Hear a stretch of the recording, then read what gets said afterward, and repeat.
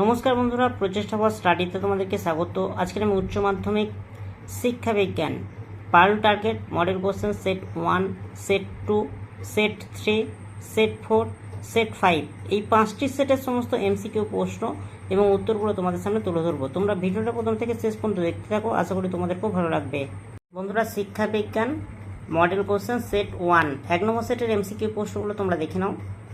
1 নম্বর প্রশ্ন হচ্ছে, বিশ্ববিদ্যালয় শিক্ষা কমিশনের সুপারিশভুক্ত লক্ষ্য বা উদ্দেশ্য হলো, এর উত্তর হবে দেখো সবকটি। জাতীয় শিক্ষানীতিতে সবথেকে উল্লেখযোগ্য সুপারিশ হলো, এর উত্তর হবে নবোদয় বিদ্যালয়। জাতীয় শিক্ষানীতি 1986 খ্রিস্টাব্দে বলা হয়েছে, শিক্ষা কাঠামোয় প্রথম 10 বছরের শিক্ষাকে ভাগ করা হয়েছে, এর উত্তর হবে 5+3+2, অপশান বি। 4 হচ্ছে বিবৃতি এ, বিশ্ববিদ্যালয় শিক্ষা কমিশনের সভাপতি ছিলেন ডক্টর সর্বপল্লী রাধাকৃষ্ণন। বিবৃতি বি, বিশ্ববিদ্যালয় শিক্ষা কমিশনের সভাপতি ছিলেন ডক্টর লক্ষণস্বামী মুদালিয়ার। এর উত্তর হবে অপশান এ, এ সত্য বি মিথ্যা। 5 নম্বরের প্রশ্ন হচ্ছে, জাতীয় শিক্ষানীতি 2020 প্রিপারেটরি স্টেজ এর বয়সের সীমা, এর উত্তর হবে 8 থেকে 11 বছর। তফসিলি জাতির উপজাতির ক্ষেত্রে শিক্ষা ও সরকারি চাকরিতে সংরক্ষণ %, এর উত্তর হবে 7.5। বন্ধুরা, এবার স্তম্ভ মেলা প্রশ্নগুলো তোমরা দেখে নাও। বিশ্ববিদ্যালয় শিক্ষা কমিশনের সভাপতি, এর উত্তর হবে দেখো ডক্টর এস রাধাকৃষ্ণন। কোঠারি কমিশনের সভাপতি, এর উত্তর হবে দেখো ডক্টর ডি.এস. কোঠারি। 3 হচ্ছে মাধ্যমিক শিক্ষা কমিশনের সভাপতি, এর উত্তর হবে দেখো ডক্টর মুদালিয়ার। ডি হচ্ছে দেখো জাতীয় শিক্ষানীতি 1986, এর উত্তর হবে দেখো রাজীব গান্ধী। 8 প্রশ্ন দেখো, মাধ্যমিক শিক্ষা কমিশন সম্পর্কিত কোন প্রবাহচিত্রটি সঠিক, এর উত্তর হবে অপশান এ সঠিক। তোমরা একটু দেখে নাও। বন্ধুরা, 9 দাগের দেখো বিবৃতি এ, বিশ্ববিদ্যালয় শিক্ষা কমিশন গ্রামীণ বিশ্ববিদ্যালয় স্থাপনের সুপারিশ করেছিল। কারণ আর হচ্ছে, বিশ্ববিদ্যালয় কমিশন গ্রামীণ কৃষি, শিল্প, বাণিজ্য, পশুপালন ইত্যাদি বিষয়ে উন্নয়ন ঘটাতে চেয়েছিলেন। এর উত্তর হবে অপশান এ সঠিক অ্যান্সার। তোমরা একটু দেখে নাও। 10 প্রশ্ন দেখো, স্বাধীনতার পরবর্তীকালে গঠিত কমিশনগুলির সঠিক ক্রমানুসারে নির্বাচন করো। এর উত্তর হবে অপশান এ সঠিক অ্যান্সার। তোমরা একটু দেখে নাও। 11 প্রশ্ন হচ্ছে, education is the manifestation of perfection already in man, কে বলেছেন? এর উত্তর হবে বিবেকানন্দ। নই তালিম শিক্ষা পরিকল্পনা কবে গৃহীত হয়? এর উত্তর হবে 1937 খ্রিস্টাব্দে। রুসো ছিলেন একজন ফরাসি শিক্ষাবিদ। 14 নম্বর প্রশ্ন হচ্ছে, জন ডিউই এর দ্বিতীয় স্তরের সময়কাল হলো, এর উত্তর হবে 8 থেকে 12 বছর। বুনিয়াদী শিক্ষার মূলনীতি কি? এর উত্তর হবে হস্তশিল্প। বেসিক শব্দটি এসেছে ড্যাশ শব্দ থেকে, এর উত্তর হবে বেস শব্দ থেকে। নিচের বিবৃতি দুটি সত্য মিথ্যা যাচাই করে সঠিক উত্তরটি নির্বাচন করো। বিবৃতি এ হচ্ছে, রবীন্দ্রনাথের মতে শিক্ষার লক্ষ্য হবে শিক্ষার্থীর সর্বাঙ্গীন বিকাশ। বিবৃতি বি হচ্ছে, রবীন্দ্রনাথের মতে শিক্ষার লক্ষ্য হবে শিক্ষার্থীর দৈহিক বিকাশ। এর উত্তর হবে অপশান এ, এ সত্য বি মিথ্যা। প্রদত্ত চিত্রে বিদ্যমান শিক্ষাবিদটি কোন মতবাদের স্রষ্টা? এর উত্তর হবে দেখো প্রকৃতিবাদ। পরের প্রশ্ন দেখো, তোমরা প্রশ্নটা একটু পড়ে নাও আর আমি উত্তর বলছি, তোমরা দেখে নাও। মানব মুক্তি বলতে কি বোঝায়? এ, বি, সি সবকটি সঠিক অ্যান্সার। জন্মসাল অনুযায়ী ক্রমানুসারে সাজাও। Option C Rousseau, John Dewey, Rabindranath Thakur, Swami Vivekananda, Mahatma Gandhi. অন্ধ শিশুদের প্রধান সমস্যা? এর উত্তর হবে প্রাক্ষবিক বিকাশ পর্যাপ্ত হয় না। ব্রেইল পদ্ধতি আবিষ্কার করেন লুইস ব্রেইল। ঠোঁট নাড়া পদ্ধতি ব্যবহৃত হয় ড্যাশ শিক্ষার জন্য? এর উত্তর হবে দৃষ্টিহীনদের জন্য। 24 প্রশ্ন দেখো, দক্ষ বেইল পাঠক মিনিটে সর্বোচ্চ কটি শব্দ পড়তে পারে? এর উত্তর হবে 60টি শব্দ। যে রোগে দূরের দৃষ্টি ব্যাহত হয় তাকে ড্যাশ বলে? এর উত্তর হবে মায়োপিয়া। বাক পঠনের অপর নাম হলো ওষ্ঠ পঠন। বিবৃতি এ দেখো, মুখ ও বধির প্রতিবন্ধী শিশুদের শিক্ষা পদ্ধতি হলো ওষ্ঠ পঠন। কারণ আর ওষ্ঠের নড়াচড়া এর মাধ্যমে একজন কি বলছে তা মুখ ও বধির প্রতিবন্ধীদের শেখানো যায়। এর উত্তর হবে অপশান এ, এ এবং আর উভয় সঠিক এবং আর এর সঠিক ব্যাখ্যা।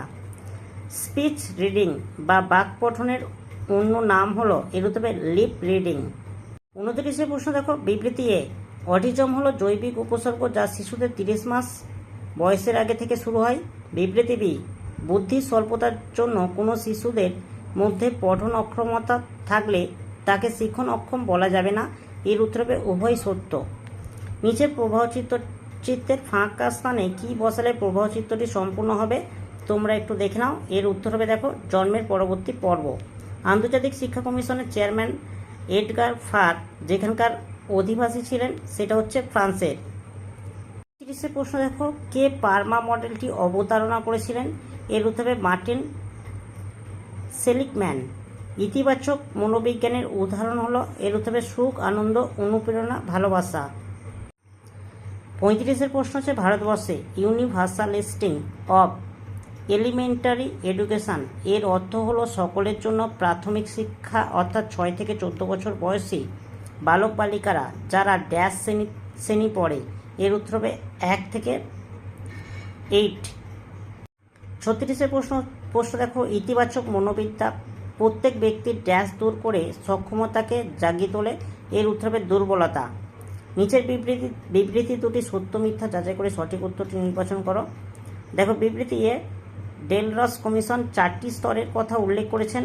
বিবৃতি বি, ডেলরস কমিশন একটি স্তম্ভ হলো জ্ঞানার্জনের জন্য শিক্ষা। এর উত্তর হবে উভয় সত্য। 38 বিবৃতি এ দেখো, ডেলরস কমিশনের প্রতিবেদনটি 1996 খ্রিস্টাব্দে প্রকাশিত হয়। এই প্রতিবেদনটি বিশ্বব্যাপী শিক্ষানীতির পরিবর্তনের জন্য তৈরি হয়েছিল। এর উত্তর হবে অপশান বি সঠিক অ্যান্সার। তোমরা একটু দেখে নাও। 39 প্রশ্ন দেখো, আন্তর্জাতিক শিক্ষা কমিশন এর উত্তর হবে দেখো 1972 খ্রিস্টাব্দে। ইউনেস্কো স্থাপিত হয়। এর উত্তর হবে দেখো 1945 খ্রিস্টাব্দে। ঢাকার আন্তর্জাতিক সম্মেলন এর উত্তর হবে দেখো 2000 খ্রিস্টাব্দে। বেলগ্রেড সম্মেলন এর উত্তর হবে 1976 খ্রিস্টাব্দে। ইউনেস্কোর পূর্ণরূপ হল United Nation Educational, Scientific and Cultural Organization. বন্ধুরা, 2 নম্বর সেটের এমসিকিউ প্রশ্নগুলো তোমাদের সামনে তুলে ধরছি, তোমরা একটু দেখে নাও। আর উত্তরগুলো দাগমার আছে, তোমরা একটু ভালো করে দেখে নাও।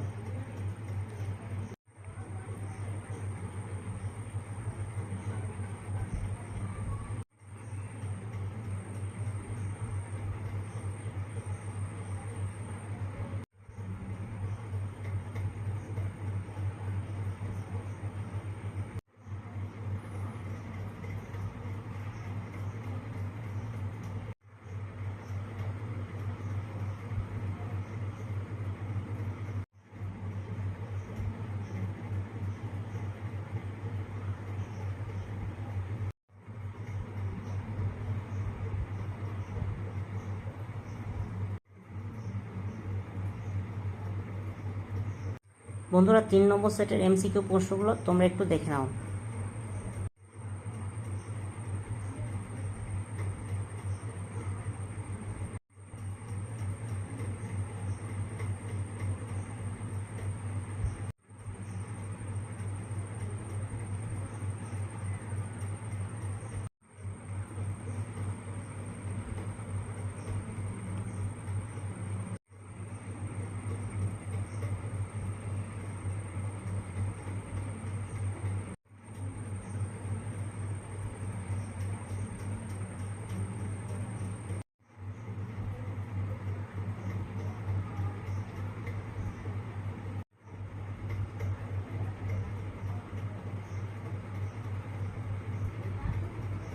বন্ধুরা, 4 নম্বর সেটের এমসিকিউ প্রশ্নগুলো তোমরা একটু দেখে নাও।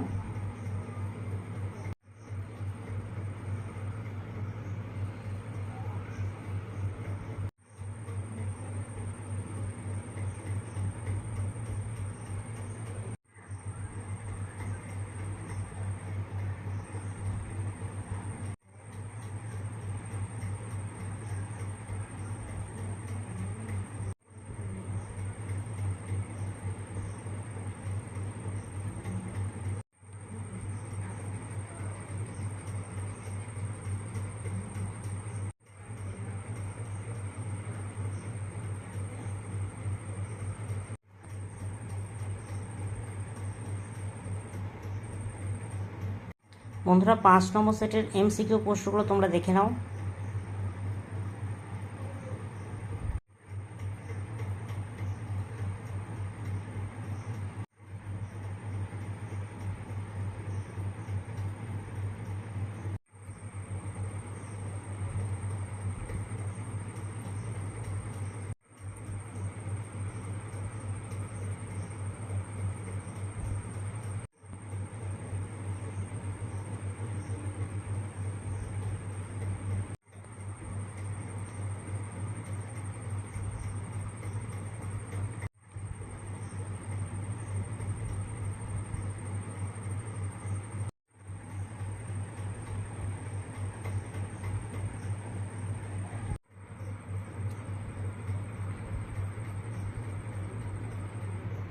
বন্ধুরা, উচ্চ মাধ্যমিক পারুল টার্গেট 5টি সেটের সমস্ত এমসিকিউ প্রশ্ন এবং উত্তরগুলো তোমাদের সামনে তুলে ধরলাম। যদি ভালো লাগে একটা লাইক করো, চ্যানেলে নতুন হলে চ্যানেলটাকে সাবস্ক্রাইব করবে, কমেন্টে জানাবে তথ্যগুলো কেমন হয়েছে, আর ভিডিওটা বন্ধুদের মধ্যে একটু বেশি বেশি করে শেয়ার করে দিও।